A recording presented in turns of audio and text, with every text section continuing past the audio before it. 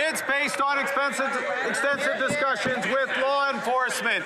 Well, it didn't take long for Mark Carney to reach his breaking point. I guess he's showing his actual personality. Welcome back to the Canadian Shield. My name is Sterling.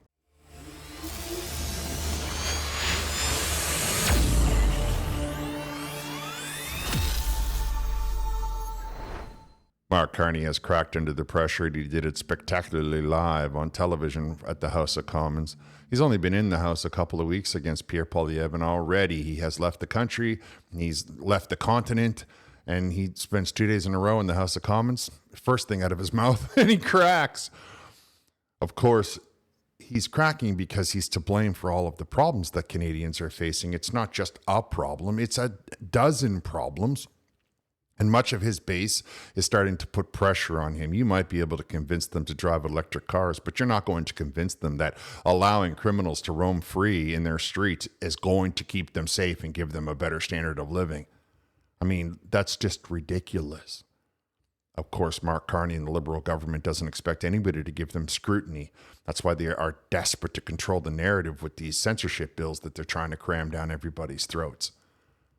I'm going to let you see it because he just snapped. Before I get into it, though, I want to encourage all of you to double check that you're subscribed. And if you're not subscribed, to subscribe. And I want to encourage all of you to share this with your socials. I'm really up against it with these current censorship bills, C11 and C18. So anytime that you share it helps us convince the algorithm that people want to see it. All right, let's check it out. Mr. Speaker, crime victims don't want the Prime Minister's sympathy. They want to know why he's broken his promise. They want to know why liberal bail remains in place, allowing for the same repeat offenders to offend again and again.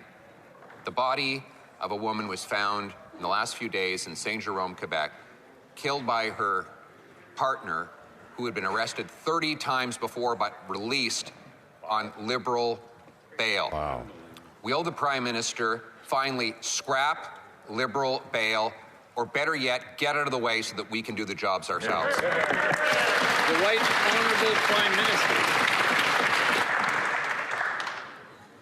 Mr. Speaker, this government is bringing forward comprehensive bail reform.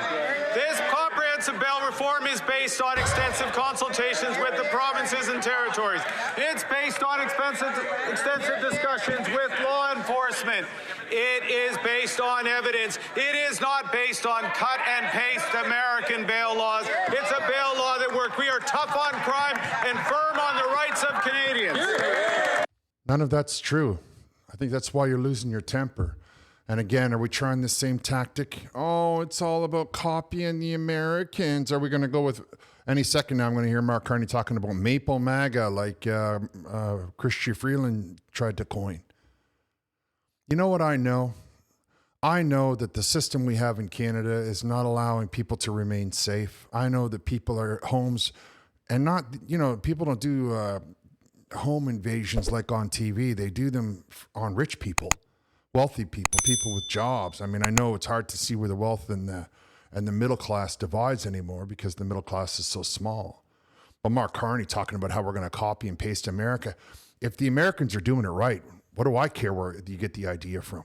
What do I care? You know what I do know, though? I know that in the time that you've been promising you were going to make these law reforms, which is all the way to a year and a half ago, you have managed to put forward not one, but two censorship bills. And you've put nothing forward on solving the problems of your very terrible criminal policies, which makes it look a little suspicious. I think that we need to start to understand that the Liberal government is just telling us to wait. It's all on the way. We're going to put it forward. It's always the same thing, right? We're going to do something sooner or later. Maybe eventually we're going to have a meeting about having a meeting. Oh, Donald Trump. I mean, people are not feeling safe, bud. If you want to feel safe out there, vote Conservative, because it doesn't matter where they get the rules from, as long as it keeps our streets safe. I don't really care.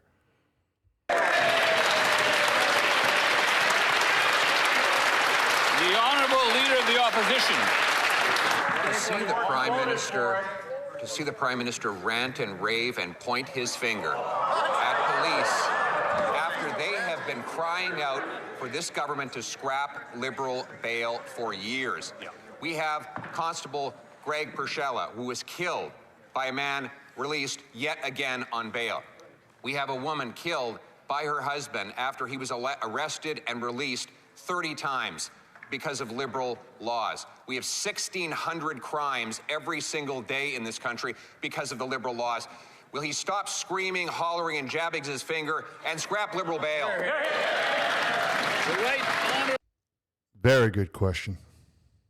Prime Minister. Mr. Speaker, this government, which has been in place for 6 months, has undertaken come on. comprehensive consultations with law enforcement, with the provinces, based on evidence, is bringing forward the toughest bail legislation and sentencing legislation that will work, not one imported from the United States. First of all, I don't care where it comes from, but don't worry about it, all you victims of crime out there. You've only been a victim of crime for 6 months.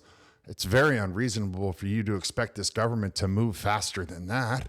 Don't you know that? I mean, I know that you feel it's an emergency, and I know that every day you step outside of your house, you feel the fear and the terror of that ex that's coming around the corner or that new threat that might be walking down the street. Of course, we all know that if anybody, even a man, is around to protect you, he's not permitted to protect you because as soon as he protects you, he will get arrested. We all know that. But the Liberal government says, well, it's only been 6 months that Mark Carney's been at the helm. Yes, I've taken the time to manufacture C8 and C9, but nothing on public safety. But don't worry about it. You're being unreasonable waiting for 6 months. And how dare you want to talk about the tough on crime Americans? I mean, where do we find these guys? Who votes for these people? Honestly, the economy is terrible. Oh, it's all Trump's fault. Crime is terrible. Oh, it's all Trump's fault. I mean, take some responsibility for your behavior. Do something. It doesn't matter who's to blame. Fix it. But you can't fix it. So then I revert back to what I've been saying the whole time and what Pierre Poilievre is saying now. Get out of the way. Speaker, if the government wants any proof that it's been in place for 10 years, the justice minister that prime minister named is the guy who ruined our immigration system, and then he went on to ruin our housing system.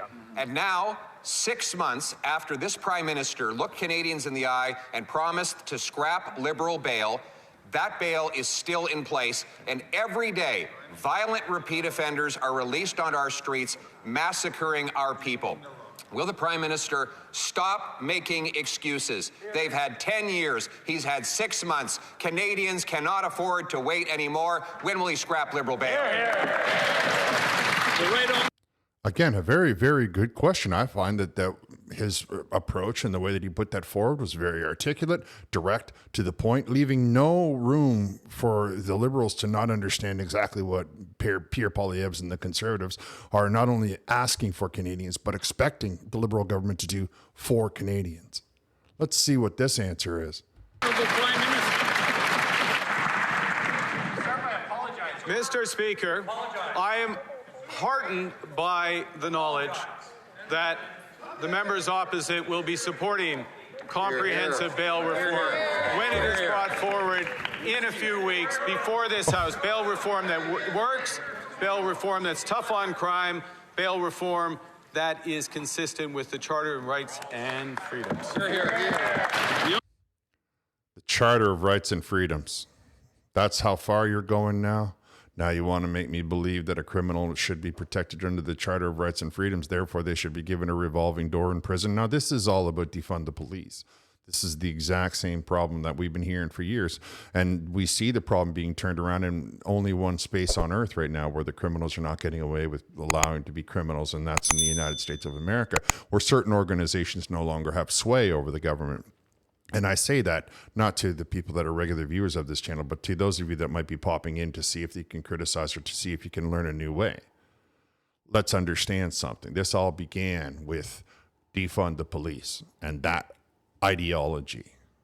Mark Carney talking about how all you got to do is wait a couple of more months and we might put something forward. You know, just we'll introduce it just in time for us to go on the Christmas holiday.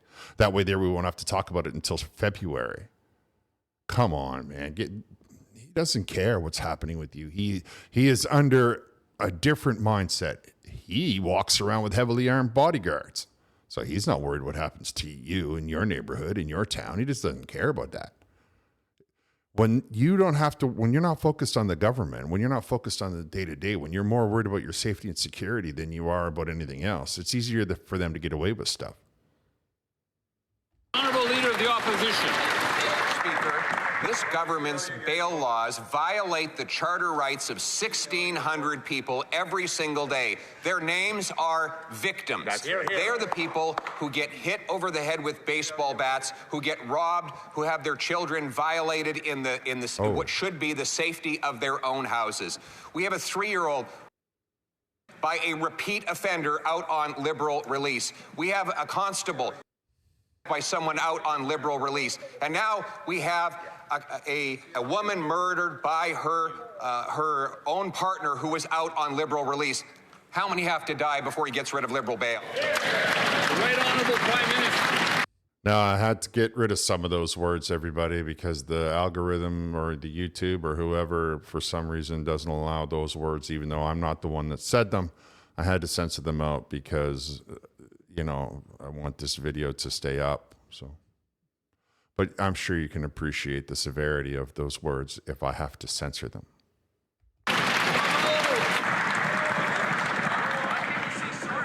Mr. Speaker, this government is taking measures against crime. We are tightening our borders. We are reinforcing the number of RCMP. We are introducing in the next few weeks the most comprehensive bail reforms and toughening of sentencing laws. Bail reform that will work. Bail reform that will work, not bail reform that is copied from our neighbor to the south. Hey, the bail reform that was put in place by the Liberal government. So don't go asking us to believe that you're the experts, because most of the people that were involved in that legislation that is allowing people to run rampant and commit these horrible crimes is legislation that your government put forward, claiming it would work. But you see how he has to refer to Trump again, because he wants all of those people that are in his base to think, oh, big mean Trump. I know it's terrible, right? It's terrible. Let's examine that for just a second out there. Anybody that's on the far left and still thinks that what Mark Carney had to say was a big zinger. In America, they've got their economy up and running.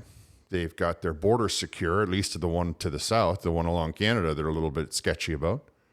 And they're cracking down on criminals and they're cracking down on crime. Oh, yeah. How dare they create a society that it sounds nearly spectacular, and comparing it to Canada, has all kinds of money and all kinds of safety and security for its women and children. Oh, yeah. No. Yeah. I mean, that would be a terrible thing to import into Canada, wouldn't it? Great job and safe streets. What is wrong with this guy? The Honorable Leader of the Opposition. They already brought in a bail reform. That is the bail reform that allows the same offenders to be released 150 times a year. His justice minister voted to allow repeat offenders, violent sex offenders, to do their sentences in their living room. That is their policy. We have a bill before the House today that we could pass through all stages right now if the Prime Minister didn't care about who got the credit. Will he put aside partisanship and grandstanding and join with us to scrap liberal bail, save lives for Canadians, or will he just get out of the way? Good question. The Right Honorable Prime Minister. Are we back with the drama? Waiting for the camera to be on him. He's standing there like that for 5 minutes. This is not the behavior of a leader. This is the behavior of a high school person who's in the drama class thinking that he's going to impress his little crowd and get points for, I don't know, standing up to the person he doesn't agree with. This is crime we're talking about here, people. There's no time for this kind of theatrics. Mr. Speaker, the Charter of Rights and Freedoms won't just get out of the way as the member opposite wishes. Here. That's not true at all. They suspended the Charter and Rights and Freedoms during the trucker convoy with one move, and it got all out of the way. And then they put all of their horses in the streets and attacked everybody with their paramilitary arm. What this country needs, what those victims deserve. What this country needs is a better government. What all Canadians deserve is bail reform and sentencing laws that work. That is what this government is bringing forward. We invite the members opposite. We share the same objectives. We invite the members opposite to join us in swift passage of the government's bail reform when it's... Hear, hear. So Pierre Poilievre stands up and says, we have drafted a bill. You guys can pass it today. We'll save you all the time. We'll save you all the trouble. We'll save you all the effort of trying to come up with whatever you're talking about. We have legislation right now that will save those people, those 1,600 victims of crime every day. We have legislation that you don't even have to work on anymore. You don't have to worry about it. You can say that I voted for this legislation and that we took care of it at its earliest convenience. But you just said now you want and then your answer to that, Mark Carney, is to say, well, we think that the Conservatives should help us pass it swiftly once we finally introduce it. You got one right there in the room. There's one literally in the room. All you have to do is pass it. And this is something that we can move forward on. But of course, the Liberals can't move forward because they're up to something that they're not claiming. That's why they want to be very careful with the legislation, because they want the wording to continue to have everybody living in fear. They want everybody. Obviously, if they didn't, they would pass the legislation that's in front of them. They would take the conservative. I mean, they take the conservative idea on, what is it, a dozen things now? All of a sudden, you want me to believe that crime is one of the things that you can't accept a conservative perspective on? Is that really what you're trying to get me to believe? You want me to believe that the things that Pierre Poilievre talks about, how if you're a repeat offender, you're getting long terms, and if you're charged with a certain crime or convicted of a certain crime, you're getting long terms, is something that you can't get on board with? You can't agree with? Do you really believe that your base is going to support all of those crimes being committed? Is that the idea here? Or are you just upset that it was the Conservatives that took care of it, that got in front of it, that did something about it? Because you've been doing nothing, sitting on your hands, traveling around the world with your private security and your armored cars, talking about how we're going to make a trade deal and it's never going to be with Donald Trump, with his booming, exploding economy that is probably the top 10 countries combined more money than that. Yeah, why would that not be something that the Canadians are looking for? And, Donald Trump saying that's enough, I'm going to crack down on the crime, I'm putting the military in the streets and making Washington, D.C. one of the safest cities in the country. Oh, yeah, no, why would that? Why would we want that? I mean, who would want to import such a great idea? Who would want to import such an idea that it has results, immediate results, that the people on the street, the people that are living there in the town and right there in the neighborhoods are loving? Yeah, why would we want to do that, Mr. Carney? Or more, I guess it's important to understand why you wouldn't want to do that. Why, when you're confronted with a bill that you claim mimics the success of the United States of America, you would turn that down. You would say, no, that's no good. All we want you to do is wait a few more weeks. Now, you see, he changed it from soon to a few more weeks, right? So all of a sudden we're into the Christmas break. They'll slide it in, introduce it, and then you'll have to wait 2 months before, and then they'll debate it for months. It'll be another year before they get anything done. This is typical bureaucracy. This is standard liberal practices when they don't want to do something, but they know the public opinion and the pressure of the public is against them. So they just want to delay. They just want to stall. Don't worry, it's coming. It's just around the corner any second now. All the same things they've been saying to Canadians for over a decade. Mark Carney's no different. Mark Carney's been behind the scenes. Now he's out in front, but it's still the same messages, still the same tactics, obviously, because they are staring right now at a bill that the Conservatives have put together. It's right there in the room. All you got to do is vote yes, and then all of a sudden these problems can start to begin to be looked after. All of a sudden, the police in this country can get back to work.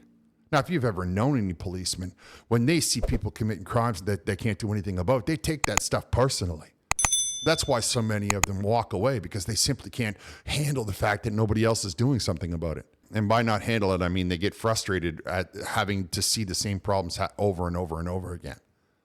So why would you not want those people out there right now fighting the crime that's running around our streets, running around our biggest cities? Oh, because then you'll have to gather statistics and you'll have to understand that maybe the reasons for the crime are your other policies with safe supply. Maybe it's your immigration policies. I'm not saying it is or I'm not saying it isn't. I'm just saying that ultimately we're going to find out where all of these originate. And once we find that out, who's going to be held responsible for that? Who's going to be held accountable for that? That might be something that actually is motivating the Liberal Party. Mark Carney, their reputation. But to me and you, does that really matter? Do we really care about whether or not they are worried about their reputation, or do we worry about the safety and the security of our friends and family and loved ones? Do we not want results now, not 6 months from now, not a year from now, right now? Mark Carney is refusing to allow the Liberal Party to support the bill put forward by the Conservative Party that will solve many of the things. I mean, you've heard Pierre Poilievre talk about it, so all of those things are going to be in that bill. And all Mark Carney can do is go and mention Donald Trump over and over again. There's nothing in his bill that's going to be comprehensive. Obviously, he said it too many times. There's nothing in his bill that's going to solve these problems. Obviously, he would have put it forward by now. He has no problem putting forward all kinds of legislation.